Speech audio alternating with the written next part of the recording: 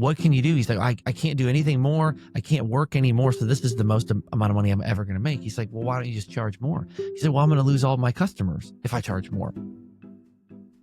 Welcome back to the Data Liction podcast.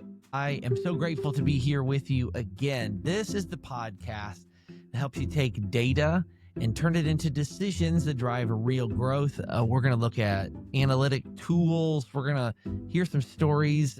Travis was already sharing some stories with me today. I'm excited to hear from him. I've got my own stories. We ultimately want to make sure you have the practical tools to really make a difference in your organization, in your company. As a founder, maybe you're in middle management, data matters. And so we believe in it here. We will make sure that you have all the tools you need and that you just enjoy the ride along the way. You can tell we smile a lot, we laugh a lot, and I absolutely love this. Hey, in case you're wondering who in the world is talking, my name is John. And I'm Travis. Hey, and we're here to make sure and help you along your data journey. Again, to get you to those decisions that drive real growth. Travis, if people do want to get in touch with us, if they end up hearing something and they think, oh man, I want to talk to these guys. What's this tool that they have? What's this software?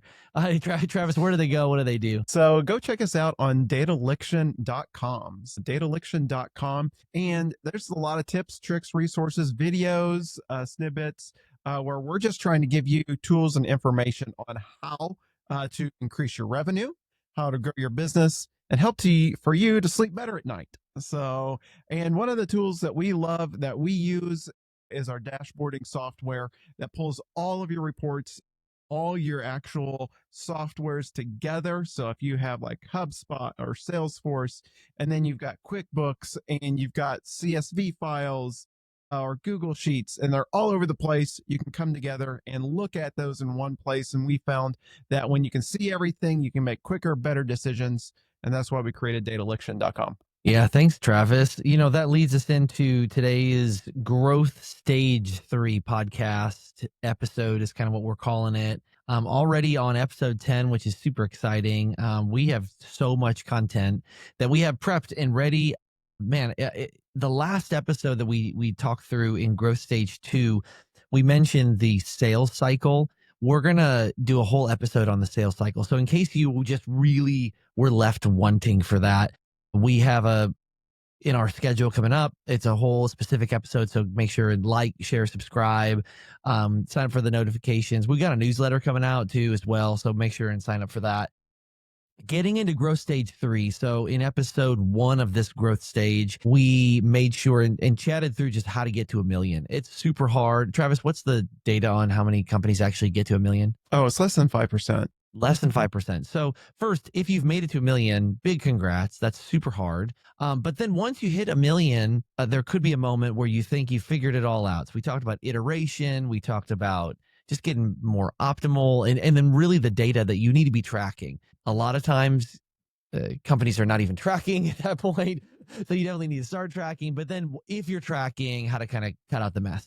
Step 2 or growth stage 2 was that 1 million to 2 million, which, you know, it doesn't sound like all that much. You're like, oh, it took so long to get to 1 million, but then you're literally doubling, Travis. And so, you know, what were some of your favorite things in that 1 to 2 million that we had mentioned in the last episode? Yeah. So going back to that, I often think about that it's a lot of hard work at the very beginning. I've considered like your physical hard work that happens within those stages. And what I love about once you start to get to that 1 million stage, now we're starting to move from the physical work to all the mental work that you have to do. And what I like about it is that now we can see a lot more fruits to our labor. Is it similar to like now, instead of working on the business, you're working in the business? I've heard that phrase before. Would you say you're starting to make that step? You're really trying to start to make that You step. try, okay. I talk to many CEOs and and even at 10 million, 30 million, they're like, man, I'm still working in the business. And they never broke free from the founder-led sales tactics. Do you think that that's more of a mentality or is that just a practicality? A little bit of both. Okay. What I find is that most of the founders say that, you know, nobody else can do it better than me. And which is sometimes true. Sometimes true. And actually, there is a lot of truth to that because you have authority in order to make decisions. And what that authority does is helps you actually have a bigger conversion rate on close. Oh, So yeah. when you're founder-led sales, you're like, wow, my conversion rate is the best. Why can I not hire a salesperson that has a conversion rate that is like Yeah, mine? because they're not you. They're not you. And oh, by the way, like when they're trying to convert, they don't have necessarily the authority to say yes. And so that's a little bit misconception when you're Okay. first starting to get into Well, it. that's great. So we went from 0 to 1 million, then 1 million to 2 million, went through all those different metrics. Super good episodes, by the way. So go ahead and check up if you're interested. Many people, especially a lot of the people we get to rub shoulders with, Travis, are going to be in this 2 million to 5 million spot. So growth stage 3, that's what we're going to talk about today. I love this quote from Reid Hoffman: scaling a startup is like building a plane while flying it. And Travis, I've actually had the privilege, I'm going to say privilege, I do believe in that, of being at a company that felt like a plane in the air that like had 1.5 wings, and then sometimes 2 half wings, and then like one engine, and then the engine's on the other side. And it's just so much is changing, so much is trying. You've been there, Travis, a whole bunch. I'd love to hear your introduction to this stage of growth. Yeah. So in this stage, and it was funny. I was actually out for a walk with another founder last night, and we both went through this stage multiple times, and we both looked at each other like, why do we keep doing this? It's like every time you're like, wow, it is so hard at this stage. And it is. It's not a easy stage. You're building not only the company, but you're also building the team. You're building the product. You're iterating the product. And those are these things that you first start out with a dream, and then you realize that dream, you wake up from the dream and realize, wow, I actually have to do all the work for this. And the good ones, when they really succeed, is they learn how to start delegating and tracking the right metrics. And where I look at it is knowing where and when to track the right metrics is really, really key. And we dive into this because really what happens is you figure out your product market fit, especially when you get from that 1 million to 2 million range. We've now got customers in the door. We're able to probably, you've got a little bit bigger team. You're probably maybe at a 2, maybe 5 person team. Which is awesome to finally have a team. Finally have a team. You're not alone anymore. You're able to delegate a little bit more on there. But what you have to do is you really have to go from a founder-led sales team to an actual sales team there. And that's a difficult challenge for most founders. Yeah, because you're actually dealing with a process at this point. Because a lot of founder-led sales, the sale is happening because of the story of the founder, and the person who's buying is inspired, saying, "Oh wow, you went out and did this, your story, your experience." And then you have someone from the outside who just said, "I liked the product, and I joined the team, and they're paying me enough to be here." And so, yeah, that's a huge shift, because you think, yes, the sales cycle, the sales process is working because there are sales happening, but that's a really important thing for founders to know. Travis, how often do you see founders actually still selling at the 2 million mark? They're pretty consistently. Founders still. will never stop selling. They'll never stop. Period. Selling. Okay, I mean, if great. like any good founder or leader within an organization will know that they're always selling. And by the way, the deals just get a little bit bigger each time. So now you went from, I'm not selling every deal to I'm selling mid-sized deals. And then now I'm only selling enterprise deals. And then I'm selling to investors, or I'm selling to the board. Yeah. So you never stop selling. That's a really, really good point. Here, John, also let me lean into this a little bit. During this stage, that not only are you moving from the kind of this sales process where now the founder has to get the sales process out of their mind, put on paper, and delivering the results for the team to understand and keep that culture. But they're also needing to move from just not thinking about, I need to get new customers in the door, but we also need to really focus on growth, on retention, and internal revenue. Yeah, net revenue retention. Thank you. Your net revenue retention. Yeah. And those are some of the key metrics that I really want to lean into today. I want to parse those out real quick. Just the word retention. Some people might not even be thinking about that. And also, retention is oftentimes attributed exclusively to subscription-based models, which is going to be online, your apps, those sorts of things. But I still apply retention to returning customers as well, because going to be a benchmark, an average, a normal buying cycle for your customers. So let's say you're selling some sort of a product that's in an actual store, typically that a customer will come maybe once a year or something like that. And then they do 2 or 3 years in a row where they're going to purchase and then they drop off. So to me, that would be retention right there, a form of retention. It's not necessarily just did they sign up for the annual subscription again? I don't want people that are hearing this, Travis, that are in a service-based model, that are in a retail-based model, to just check out because we're only talking about retention. And they're like, oh, well, when I hear the word retention, I'm thinking subscriptions. So parse out retention just a little bit more for our people because, we've got some data right here. I'll share it in a second from OpenView Partners, but just talk about retention in general again across the board. Just like John, you were talking about, hey, it's logos. We're keeping those customers on board.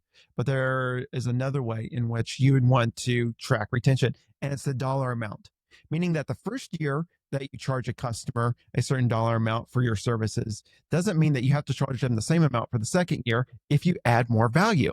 So let's just talk about maybe even a subscription model that if you're at $100 per month for the user, and then we add more services or more features to the product, or maybe we combine with a channel partner and they want to be able to sell their product to our customers. Now we can charge maybe $120 or $130 for the customer. So your actual revenue for that customer went up. And so how you actually calculate your net revenue retention is you take your start ARR, your start annual recurring revenue, plus your expansion. So meaning how you expanded into the deal, minus your churn, and divide that by your start annual recurring revenue. Hit us up with that calculation just one more time. So you take your start ARR plus your expansion minus your churn divided by your start ARR. That's how you're going to get your net revenue retention. Okay. It's a pretty standard metric, and we'll probably drop those into our show notes for that type of calculation. Yeah, here's why this is important. So from OpenView Partners, they say that companies with net revenue retention over 100% at this stage will grow 2 to 3 times faster than those with neutral or negative retention. And so back to that calculation, you want that to be around 100%. And that's when you're gonna be in the ballgame. Yeah, you definitely. Actually, I mean, 120%. So when we're doing evaluations for companies and looking at what are some of their growth patterns are, we really want to see that closer to 110, 120%. The reason why it's so important, and I we're going to get to this, is what's called the magic number in sales, and understanding what the number of months for payback for your CAC is the reason why the net revenue retention is so important is because you made the first year investment in order to get the customer. And then the second year, if you have your magic number underneath a 1 ratio, and I'm going to get into that here in a minute, but once you have that number to payback period within a year, that means that you have profit for year 2, year 3, year 4. Yeah, which helps you to scale. Helps you to scale. And if you're gaining more profit in the door over those next 3 to 5 years, we don't have to reinvest. We don't have to buy that customer again. That's a really good point. Have that customer. Wow. Yeah. Okay. So this is more than just having customers come back. It's really the overall health and flourishing of that relationship there. Let's get into the concept of why expansion matters and get into kind of sales motion and new products, those sorts of things, really growing those relationships there. And also just, I know our listeners are going to really be disappointed if we don't come back to those numbers. You just referenced the magic number. We can't just Love the magic say number. magic number and not come back. So stay tuned. We will go back. Let's talk about product fit expansion. Travis, I was just listening to I think it was on social. It was either social or podcast. Listen to a story about a bread maker in the town. The best bread in town, Travis. Everybody loved this dude's bread, but he was baking like 10 hours a day, nonstop 10 hours a day. And a local merchant walked in and said, like, what can you do? He's like, I can't do anything more. I can't work anymore. So this is the most amount of money I'm ever going to make. He's like, well, why don't you just charge more? He said, well, I'm going to lose all my customers if I charge more. He said, well, yeah, but like, just trust me. He said, instead of charging $1 a loaf, charge 2, double how much.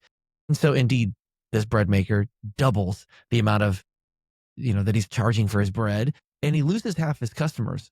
But do you notice what just happened right there? I loved this. This was such an aha moment. He's making the same amount of money, only working half of the time, which now then frees him up to be able to expand.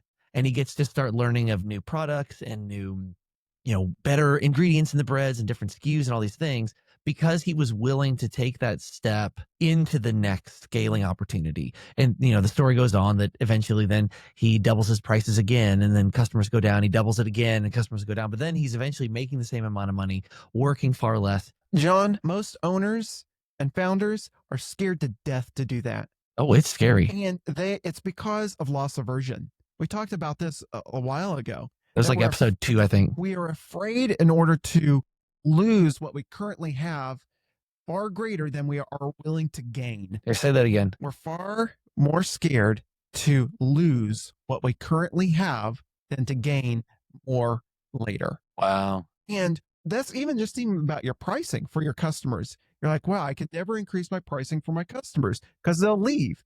Guess what?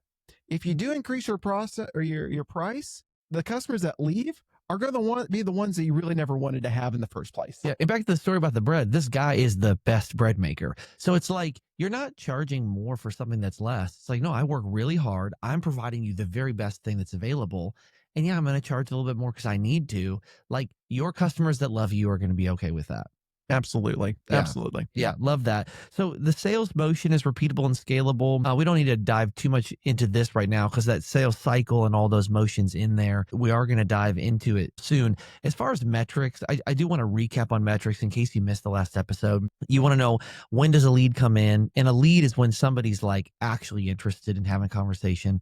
When does that lead come in? And then when does that lead actually close, like sign contract, revenue in the door? This could also then, if you're retail, when do they arrive at your store? And then when do they finally make a purchase? How many times does it take them to come back into the store? How many meetings does it take for you guys, over Zoom if you're selling software? Those sorts of things. Track when it comes in, track when it sells, and then track those activities in between. And then those are going to give you some of those levers during your actual, sales cycle. Let's talk about stepping into a new product though, Travis, because we can obviously expand our current products, but you have product market fit on that core original idea. That's great. But I've seen plenty of Shark Tank episodes where the business person stands up in front of the sharks and they say, you don't have a business, you have a product. And so I think that in order to scale, especially from 2 to 5 million, this is not about just charging your customers more, which indeed you should.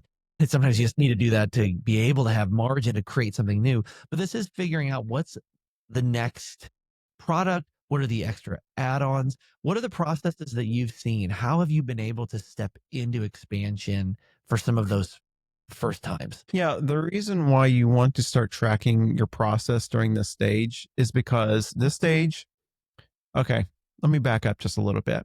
When you're first starting out, you're in that 1 million, you've got, you've got several customers, and you make a little change, you don't really see a drastic difference. When you start scaling and you make a little change to a conversion rate, now we're not just talking about, maybe a deal closed. We're talking about millions of deals closed, millions of dollars.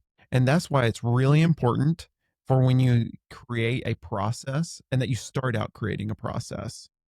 And the only reason why, like, people write things down, and the people who write things down can remember those. The dullest pencil is the sharpest mind. The dullest pencil is the sharpest mind. Because you wrote it down. When you're in business, you're not always going to remember every little thing that happens. And you're also constantly putting out fires. So if you write your sales process down, that means you can train your sales process. And if you write your sales process down, that means you can track your sales process. And I love how you have connected the dots simply between taking a note and tracking and using notes as data. I think that one of my favorite things about all the technology advancements that we've seen lately is that there is no excuse to not track your notes as data. There's no excuse to not track your notes as data. It's super easy. You go put all your notes, do a voice memo, and then you're able to put all that together and then literally throw that into, your AI of choice and say, please give me the process that I see that you're following. If our listeners take one thing away, I hope it is that they begin systematically documenting their notes. Now, I will have to say one thing, John, and you and we both have been around this world enough that sometimes our impatience gets to us and that we're like, well, this should be done today. Yeah. I should have this new form and the contact page and all these things all created. And that should only take like 5 minutes, right? And no, it takes days, if not weeks, in order to really get some of these funnels down and the sales process down and trying those out. There is no silver bullet. It just takes time and consistency to start doing the thing. And, I know, John, you and I were having a conversation. I sent you a text message and I'm like, I'm super frustrated. Why is this taking forever? Not that John was not slacking off on anything or you were slacking off by any means. It was literally, I was frustrated at myself because I was like, oh yeah, I forgot about, you can't skip step 3 and get to step 10. And once you start up a new company and you have to systematically say, okay, this is what I got done today. All right, we've created now the landing page, or maybe you got half a landing page done because you have to write a lot of the content. Or, I mean, if you're looking at some type of formula, you're really trying to understand, or you're trying to put this process down. And I know we're just off a little bit on a tangent here, but as founders and people who are starting these new businesses up, it's really a key focus to get back to writing down the sales process, and just doing it now makes it a lot easier. So when you get ready to hand it off. Yeah, and you've brought up a really good point. It was funny, after our conversation, I heard a quote from Alex Hormozy, and he said, again, if you're wondering who that name is, Alex Hormozy, we're big fans. So in case you're hearing us quote him regularly, the answer is yes, we like him. He said that anything that is valuable takes about 1,000 times longer than you ever think it's going to be. But then indeed, if something doesn't take probably more time than you expected, it's maybe not worth it. Now, if I'm playing devil's advocate on the other side, sometimes you're just wasting your time. I get it. But I felt like that was interesting enough to me. Yeah. And let me lean into that too. Like, I know that executive teams and everybody that's going out there, they're probably, they might not all be in the same stage, but I want to talk to some of these early founders out there. Is don't be lured in to the clickbait online that says, I can build your funnels in 20 seconds. Oh my and goodness. I can have this all done for you. Guess what? That is, It's just fake. trash. It's just fake. Yeah. You're not, and it's not going to be good to a degree. You have to train people in order on the process. Like, who's going to pick up the phone and go through the talk track? Well, you have to train that. Like, somebody's going to have to talk. People, Zig Ziglar said it best: people buy from people. People buy from people. And therefore, if you're just thinking, hey, we're just going to cram a click funnel down somebody's throat and we can set this up in, minutes, I would actually say, are you actually, one, providing value to your customers? And so even think about it like a service company. Like, if like all these things are set up, like, you're not going to build a bookshelf in a day.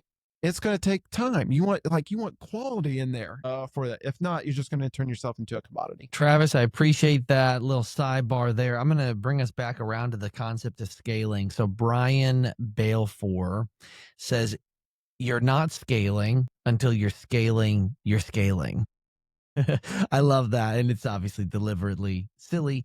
But the point is, you're past just scaling initially, but now you're really aiming at that repeatable concept of ARR expansions, upselling, and all of those sorts of things. Let's get into those key metrics. I'm excited to hear back about the kind of, I think you mentioned it's CAC payback period. Maybe it's not the magic number. Let's talk about numbers. A lot of people are on this podcast for numbers. So I'm a founder. I'm now at 2 million. I've got a somewhat repeatable sales process, got my team starting to try to expand, but I need to know, what numbers am I looking at on my dashboard to make sure I'm monitoring, are we headed in the right direction? Yeah. So you really want to look at your net revenue retention, as we talked about earlier. And this is key because you want to be able to expand your current customer base, and those are going to be their cheapest customer base. So, and you're not spending a lot more money in order to get those new customers. Costs less to keep a customer than it does to find a new one. Exactly. Okay. Exactly. And you got to think about it this way, that instead of getting new logos, we're looking for revenue in the door. You also want to look at gross logo churn. So, I mean, that's a kind of a really important one. So we go back to actually, hey, how many customers are we actually losing? You want to go back to the customer acquisition payback period, or what we consider like the magic number for sales efficiency. And that's like how much you spent to get them. Are they going to make their money back? Yes, exactly. A lot of people that be listening to this podcast do care about those numbers, or at least hopefully they're starting to care about these numbers, tracking it on their dashboard. So you're a founder, you're scaling, you got your team, you're feeling pretty good, but I got to look under the hood a little bit more. I'm not just driving my first car. I'm starting to drive like a sports car. I'm getting into the race, Travis. I want to make sure and make these tweaks that can just trim off that much to get better pole standing. We're getting ready to getting into race. I think when this episode releases, it's gonna be race month, by the way. And so, Travis, what are the metrics that we need to be looking at? Yeah, here, let me give you some major ones. Here's one is net revenue retention. Net revenue retention. And net revenue retention is not necessarily just logo, but it is focused on the dollar in revenue in which you're retaining. And you want that to be a higher number. So you want that to be like around 110, 120. We talked about that a little bit earlier. Percent, is that correct? The next number is, we really do want to now look at, instead of just the lifetime value, we want to look at the customer lifetime value. So now we're breaking these customers out in the cohorts. And so what I mean by cohorts, we're chunking these into different sections. Which is really helpful because then you're not comparing apples and oranges. Absolutely. And also it helps you get a little bit of more granularity. Yeah, well, that's perfectly aligned with expansion as well, especially if you're A/B testing different product expansions. And then one of the main ones that I like to look at is called consider your sales efficiency, and which is what's considered the magic number, what I was talking about. The magic number. The magic number. And so let me dive into that a little bit for those that are first time listening, maybe hearing this. And some investors, we look at this number, but for a business owner, this kind of gives you a good metric. One is, so how do we figure this up? So really, you want to take a rolling 4-quarter average for your sales, because so you take the quarter, and then you average those. Correct. Okay, because cool. that gives you a really, if you have a long sales cycle, that evens that out. Which is pretty typical. Yep. Then you want to really separate your new logo versus expansion. So these really are where upsells help dominate for growth there. Then you want to really understand a benchmark for your brand. So your average customer value. So your ACV. And this is going to be across all tiers of pricing and everything. All tiers of pricing. Okay. So we can narrow that down. Great. And then sometimes we run this number alongside your CAC ratio or CAC payback time period, or your gross margin, but it's not to replace it. So at the bottom line, here's what it is that we want to take the number of months divided by the number of months it would take for you to pay back for a customer. So meaning that if you have it costs you $1,000 to get a customer. So it's your customer acquisition cost, $1,000. And it takes you 12 months in order to pay that back. That means you have a 1-to-1 ratio. 1-to-1. 1-to-1. So it takes us 12 months, because we're always looking in the 12-month. And is that 1-to-1 okay? 1-to-1 is a good, you don't want to go over 1. It's healthy, but it's if you get over, or excuse me, if you get under, that 0.5. So if let's go into like, you go to 24 months. It takes 24 months to pay it back. Basically, you need to pause all your activities and refix your go-to-market strategy. So would you, okay, yeah. I'm glad you went all the way to go-to-market, because that means you're probably spending too much to get them and then not charging enough when they get there. So you need to so 24 months is definitely like, that's a huge flag. That's a huge flag, because you're not making money for 2 years. Yeah, that's not a way to scale. Travis, what happens if you're under? Like, I know we've referenced this just a couple different times, but I do hope, for the sake of our listeners, what if you can pay it back in like 8 months? Are you not pricing, or are you pricing too high, or not spending enough? Like, Is that just better and better and better the faster you pay it off? Or is there like a sweet spot? Or is it just There absolutely is a sweet spot. And okay? so what we want to do is like if you're like 1 to 1.5 or even a 1.5 or over, I mean, hit the gas pedal. I Okay. mean, accelerate growth and pour more into it because you Okay. got an engine that's working. Yeah. So Good. high octane fuel right there. And you'd say marketing and sales specifically, invest in Marketing that? sales. Yeah. Okay. Keep investing in that. Watch it a little bit. Yeah. Right now, if you get that, hey, we got a payback period in It's working 6 right now. months. Yep. That's great. Yeah. Great.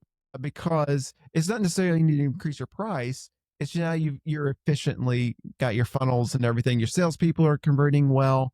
It's a really good metric for Great. you.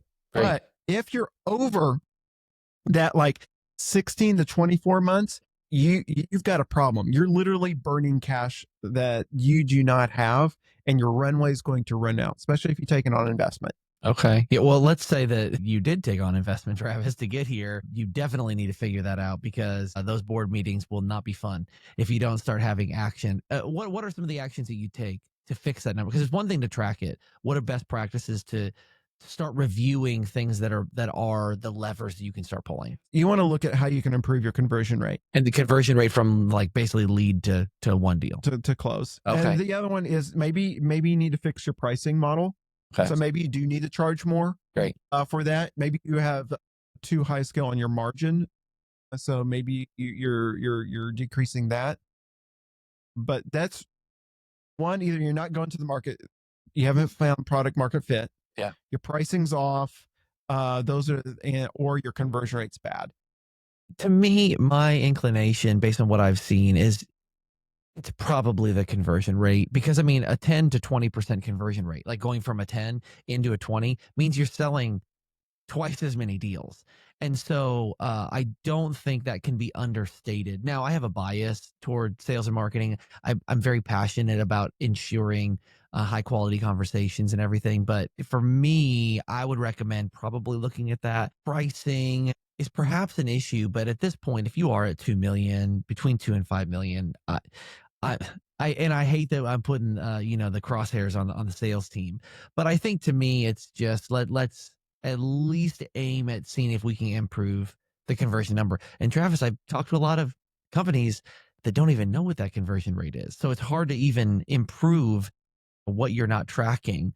Let's talk about retention though, because this magic number is really important. Keeping customers costs less than getting new customers. And so, what are some of the maybe back end metrics that you're going to be tracking to ensure you are able to maintain that net revenue retention, logo or customer retention? That's a big deal. Let's say it's struggling. Let's say that NRR is struggling. What are the things that you're going to do to make sure you're impacting that? And then what are the things you're going to track as well? There's actions and then there's data. What are those two things? Yeah. So a couple of things that come top of mind. One is in the previous episode, we talked about net promoter score and really tracking that and seeing what our customers are actually saying. The other one is looking at usage data. Understanding, hey, is there pages or features in your product that customers are not using? How often are they coming back? So those are a couple quick needs Coming back to the actual software to itself. software, or are they coming back to your product or service? Are as for a service, as for house cleaning, are they asking for that coming back? Are they is it a power washing, business? Are your customers, each year, oh my, are they coming back? Those are like some key things that you That's a really good point because if you do have an annual service where you would maybe expect to have somebody sign up at least once a year, well, maybe perhaps, it's springtime right now as we're recording this episode, and maybe you're a company that does landscaping and mulching and kind of that spring cleanup. If you don't have people coming back every year, there's a reason for it. And, perhaps it's their personal reasons, but generally it's going to be a business reason. Des Trainer of Intercom. I love this quote right here, Travis. Des Trainer of Intercom says a great onboarding experience turns customers into champions. And I would recommend that if there's a retention issue, we oftentimes look at the final actions before that customer left. But to me, generally speaking, any problem that results in churn is the result of something that started and was seeded much earlier in that relationship. Do you agree with that sentiment? Or would you like, where do you aim at the retention issue? Is it indeed, as Dennis Trainer would suggest, onboarding? Or would it be just something on customer support? What have you experienced as the bigger factor that impacts retention? Well, I had a boss once tell me you never get a second opportunity for a good first impression. And if all of a sudden that your service that you sold to a company and the salesperson's got that great relationship and everybody's really happy and wow, they made me feel real good. And that sales or you as a founder hand that off to somebody that says, well, I'll get back with you in the next 48 hours. And oh, by the way, let me check my schedule. How does that make you feel? You all of a sudden they have what's considered buyer's remorse happens within the first like 3 hours. That is not good. And you have to overcome that really fast. And you don't want them to be nervous. That's why a lot of times you want to, hey, you want to, as soon as the contract is signed, you want to make sure that all the team is reaching out to the customer. Oh, we're so excited.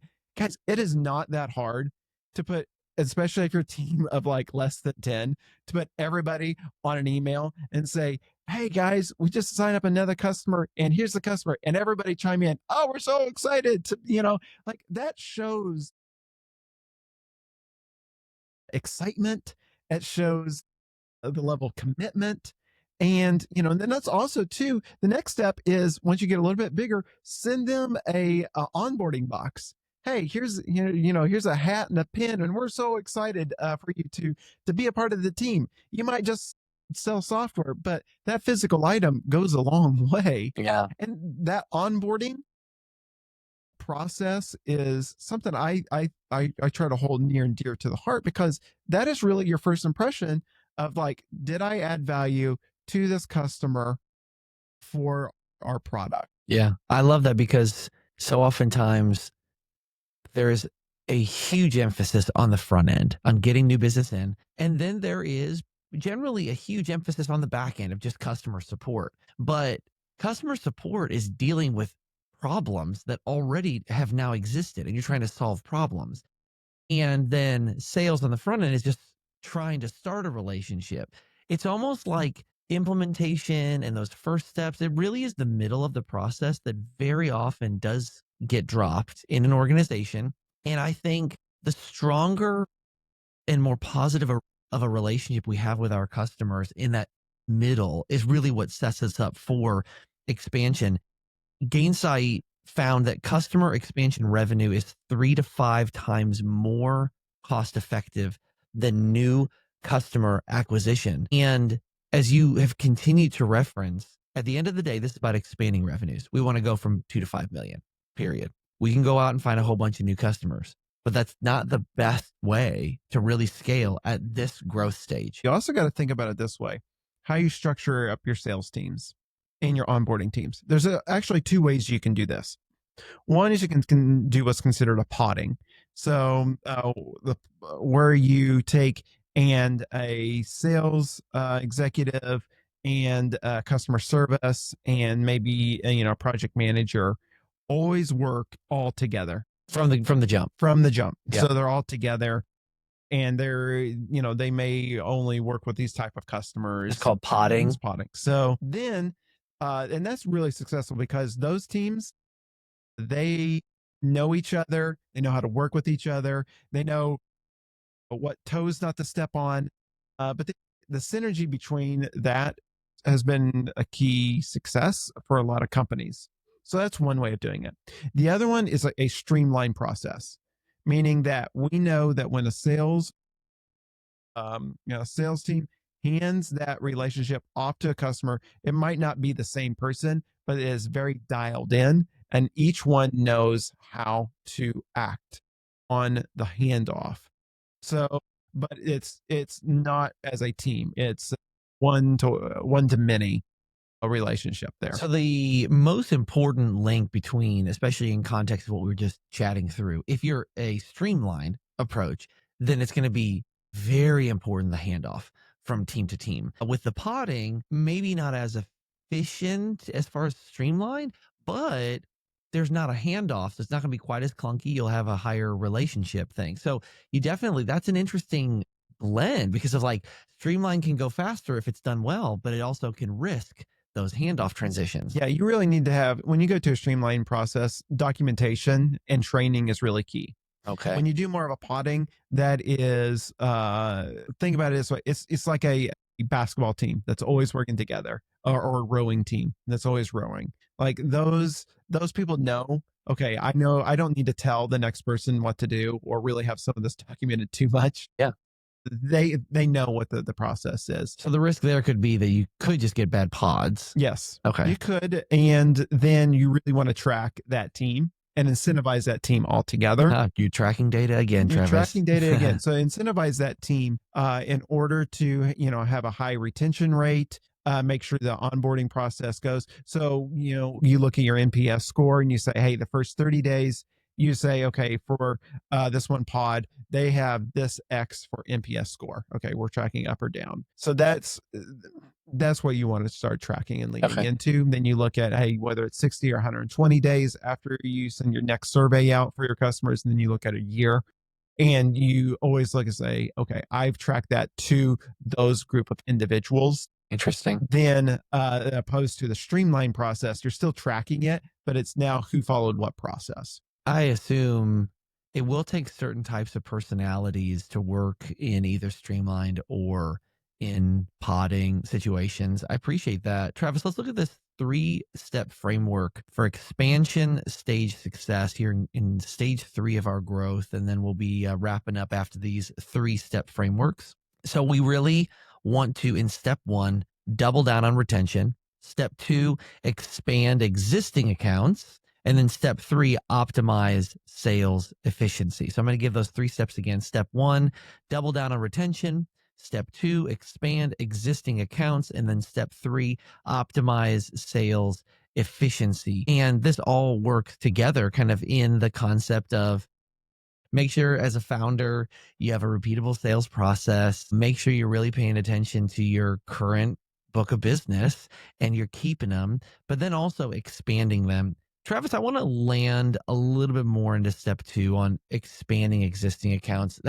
I'm sensing that is probably the one that will rub founders the wrong way as they're hearing this right now. Because keeping my customers, okay, I'll do that and keep paying the same amount. They'll be happy, leave well enough alone, optimizing the sales process, improving conversions. I'm comfortable with that. Expanding my current customers, asking a little bit more, a new product, a new price, whatever that is.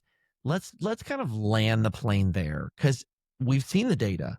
This is how we find this next growth stage, but it's uncomfortable. I'm sensing that uncomfortable feeling, Travis. Let's help our founders with some really good encouragement, but key steps to stepping into expansion. John, I love this question and where we want to lean into it. And here I would like to point out something to you. When you bought a car back when you were 16 years old, you had that car. It was a great car. But I imagine you don't still have that same car from when you were 16 years old because you have needs and desires for new features. You might want a heated and cooling seats in your car. You might want cruise control. Those are all features that were added, but not in your same car. They went to different models. And you think about that for your business, that if you aren't going to upgrade or you're not going to advance your product, then why do customers want to continue to come back to you? Or they might just find a different solution. They might find a different car. They might go out and say, hey, you know what? I'm just going to go off and find something different. And so that's what I say is like to lean in, that if the customers continue to pay you over and over again and you're not adding more value to them, then you might be at risk at losing the sale and losing them as a customer because you're not growing, but your customers are growing and those needs are changing. So let's lean into that. We are making assumptions about our customers for them, which fundamentally, when we're making decisions for people, is not as respectful as we probably think it is. And we are also under assuming the fact that they may want to grow. And then one of the things you referenced really triggered this concept in my mind of value. There is indeed the transactional nature of I give you money, you do something for me, whether it's a product or a service or anything. But once you do that long enough, your value is not just in the service or the product that you give. It is in that relationship, that trusted vendor relationship where I'm not only spending money on the service you're providing, I'm spending money on the trust that we have in this relationship because you've taken care of me, your products work well. If there are problems, you've solved them really quickly. And I'm not just paying for that anymore. So, you, in a good relationship with your customer, are building a valuable relationship that is an investment that increases over time. And that's exactly what this data has shown us. We think so transactionally. And then back to that quote by Zig Ziglar that people are buying from people. And when we forget that these are people, we forget the golden rule of treating others the way that we would want to be treated. And I think that that's the foundation of expansion. Would you agree with these sentiments here to kind of close us out Yeah, today? I definitely agree with that. That don't lose sight of what you started out to do.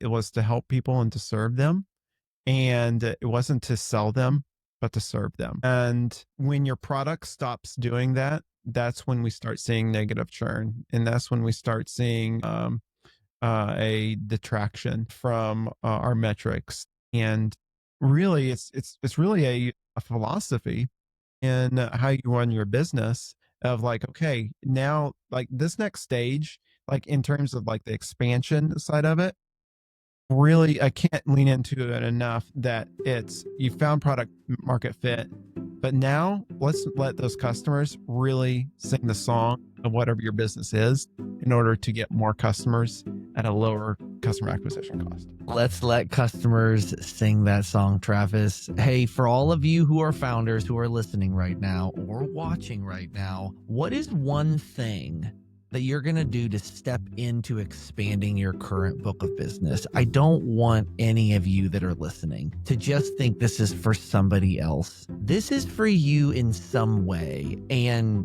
it doesn't cost you anything to take your next step personally as a leader, as a professional. So, whatever that looks like, whether it's just improving your connection with your customers and building those relationships more, or it's actually offering something new and charging something more, I want to invite you take that next step. And if you would like to, share that with us. We'd love to share your stories here on our podcast, on our social channels. DM us, email us, whatever that might be.